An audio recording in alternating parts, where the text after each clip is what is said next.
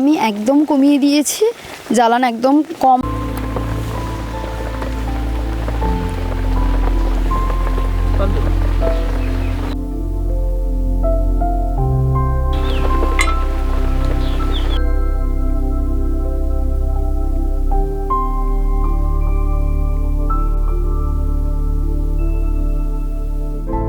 নমস্কার বন্ধুরা, অত্রিজা kitchen and village food চ্যানেলে আপনাদের সবাইকে স্বাগত।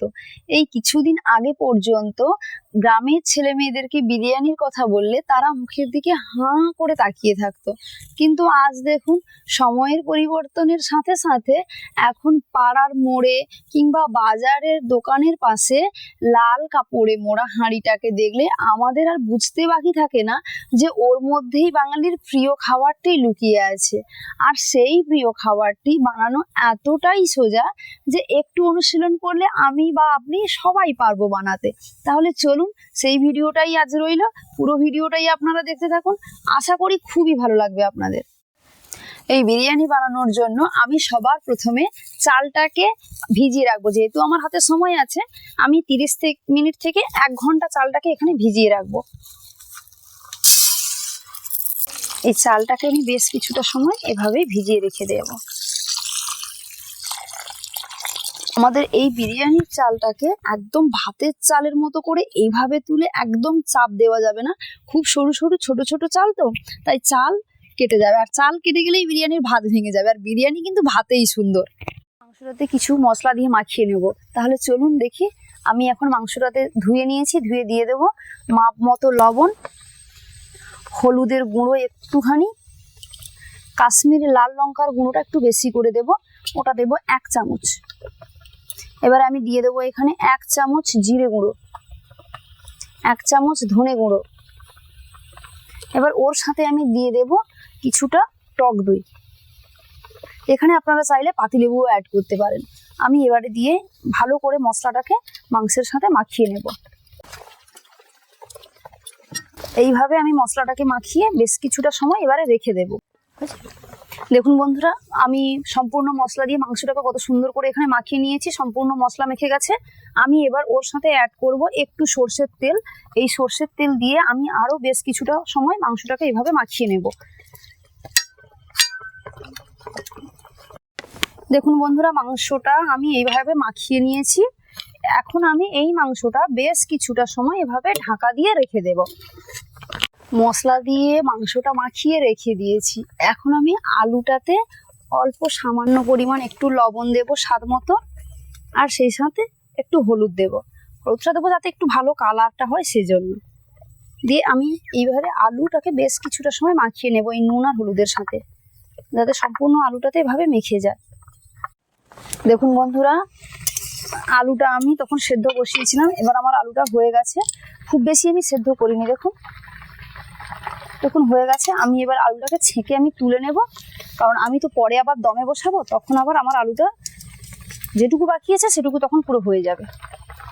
দেখুন বন্ধুরা, জল বসিয়ে দিয়ে আমি তার উপরে দিয়ে দিয়েছি তেজপাতা, 5টা থেকে 7টা এলাচ, দারচিনি, এবার লবঙ্গ করে দিয়ে দিলাম।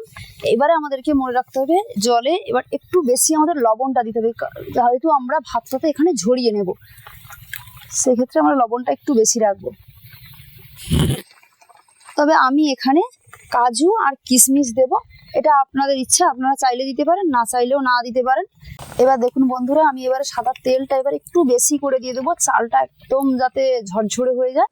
এই জলের মধ্যেই আমি দিয়ে দেবো এবারে পাতিলেবুর রস। তবে এটা এইভাবে রসটাকে নিংড়ে নেওয়ার পরে এই খোসাটাও দিয়ে দিতে পারেন এখানে। দিয়ে আমি এবারে ঢাকা দিয়ে দেবো, জলটা ফোটা পর্যন্ত অপেক্ষা করব। দেখুন বন্ধুরা, আমার জলটা ফুটতে শুরু করেছে। আমি এখন ওই জলের মধ্যে যে ঘন্টাখানেক আগে যে ভিজিয়ে রেখেছিলাম চালটা, আমি এবারে তুলে দেবো আস্তে আস্তে। দেখুন চাল দিয়ে দিয়েছি, এখন আমি হাঁড়িটাতে বেশ কিছুটা সময় ঢাকা দিয়ে রেখে দেব। জানেন তো বন্ধুরা, আজ কিন্তু বিরিয়ানি করার মূল উদ্দেশ্যই হলো, আমরা কিছুদিন আগে 5ই সেপ্টেম্বর শিক্ষক দিবস পালন করেছে আমাদের ছাত্রছাত্রীরা। তো কোচিংও সকালে হয়েছে, আর রাতেও ওরা সেলিব্রেশনটা একটু বড় করে করেছিল। তাই ওরা যেহেতু সেলিব্রেশনটা বড় করে করেছিল, তাই আমি ভেবেছিলাম যে ওদেরকে কিছু খাওয়াবো। তো সেই সময়টা আর করা হয়ে ওঠেনি নানান ব্যস্ততার জন্য।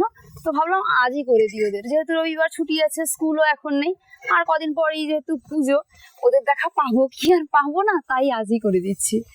দেখুন কথা বলতে বলতে ভাতটাও ফুটে উঠেছে, এখন আমি ঢাকাটাকে খুলে দেব। ভাতটা এইভাবেই একটুখানি ফুটুক, এরপরেই আমি নামিয়ে নেব। ভাত কিন্তু বিরিয়ানির পুরোপুরি একদম করা যাবে না, যেহেতু চাল আমি অনেক আগে থেকেই ভিজিয়ে রেখেছিলাম, তাই বিরিয়ানির ভাতটা আমার প্রায় 70% হয়ে গেছে। আমি তখনই এটাকে নামিয়ে নিচ্ছি, তাহলে ভাতও আমার ভাঙবে না, আর ওই ফ্যানটাও কত সুন্দর এখন ঝরে যাবে। এখন আমি পেঁয়াজের বেরেস্তা করার জন্য কড়াই বসিয়ে দিয়ে এবারে তেল একটু দিয়ে দেব। দেখুন বন্ধুরা, আমার তেলটা এখানে গরম হয়ে গেছে, আমি এখন এই পেঁয়াজটাতেই তেলের মধ্যে দিয়ে দেব।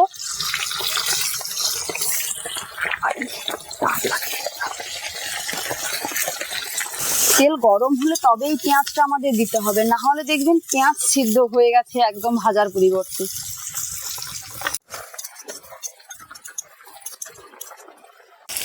দেখুন আমার বেরেস্তাটা হয়ে গেছে, আমি এবার এটাকে ছেঁকে নেব এইভাবে,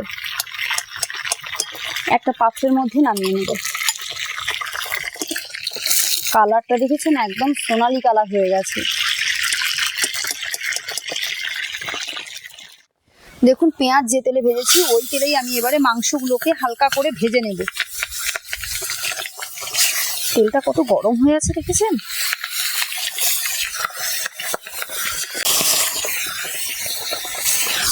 দেখুন বন্ধুরা, আমার চিকেনটা একদম ভাজা ভাজা হয়ে গেছে, এখন আমি চিকেনগুলোকে তুলে নেব। এখন আমি এই তেলের ওপরেই আগে থেকে করে রেখেছিলাম রসুন, পেঁয়াজ, আদা, আমি সবগুলোকে একসাথে একটা পেস্ট করে রেখেছিলাম, ওই পেস্টটাকে দিয়ে দেব। এই পেস্টটাকে আমি এভাবে দিয়ে একটু ভালো করে মাখিয়ে নেব।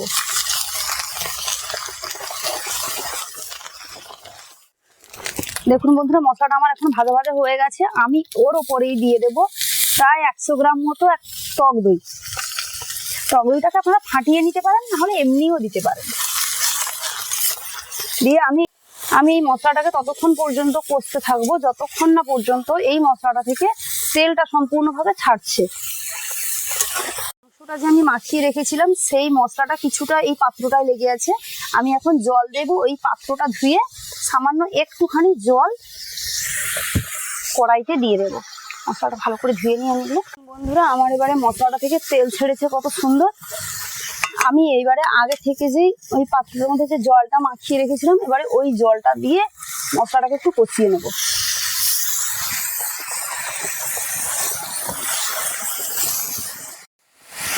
দেখুন বন্ধুরা, মশলাটা আমি এবারে কষে নিয়েছি, এবারে একটা একটা করে মাংস ওর মধ্যেই আমি তুলে দেবো। এবারে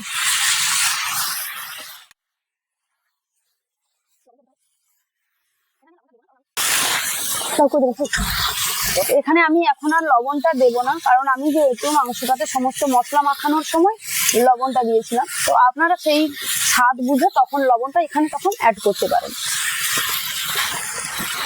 এখন আমি মাংসটাতে এবারে অল্প করে জল দিয়ে দেবো, কারণ আমি যেহেতু আগে মাংসগুলোকে ভালো করে ভেজে নিয়েছি, অর্ধেকের বেশি আমার সেদ্ধ হয়ে গেছে, এবার অল্প একটু সেদ্ধর জন্য আমি জল দিয়ে দিয়েছি অল্প করে। তবে এর উপরেই আমি কিন্তু ওই আগে থেকে যে সিদ্ধ করে রেখেছিলাম নুন এবং হলুদ দিয়ে যে আলুগুলো, ওই আলুগুলোকেই দিয়ে দেব।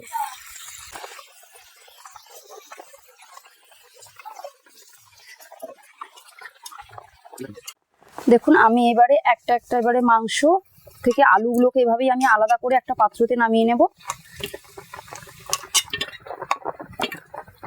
জুসটাকে সম্পূর্ণ আমাকে আলাদা করে নিতে হবে এখানে।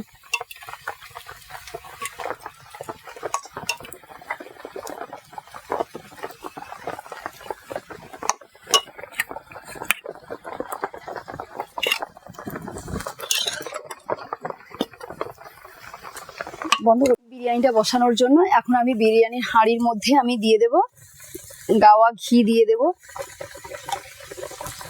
পুরো পাত্রটাতে আমি এভাবেই চারিদিকটাতে মাখিয়ে নেব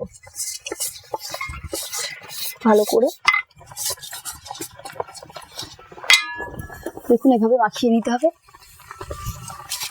ওর পরেই আমি এবারে দিয়ে দেবো অল্প করে ভাত দিয়ে দেবো এভাবে।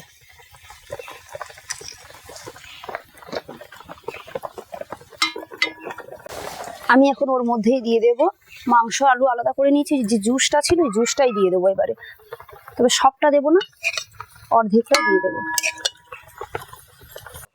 আমি ওর উপরে আবারও রাইসটাকে ছড়িয়ে দেব।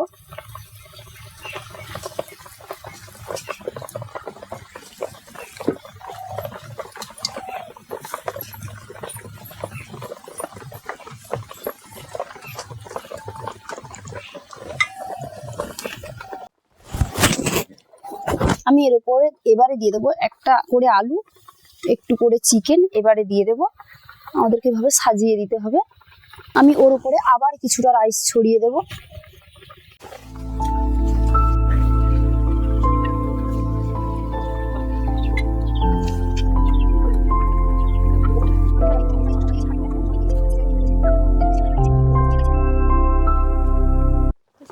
আমি এর উপরেই এবারে ছড়িয়ে দেব একটু গাওয়া ঘি এভাবে।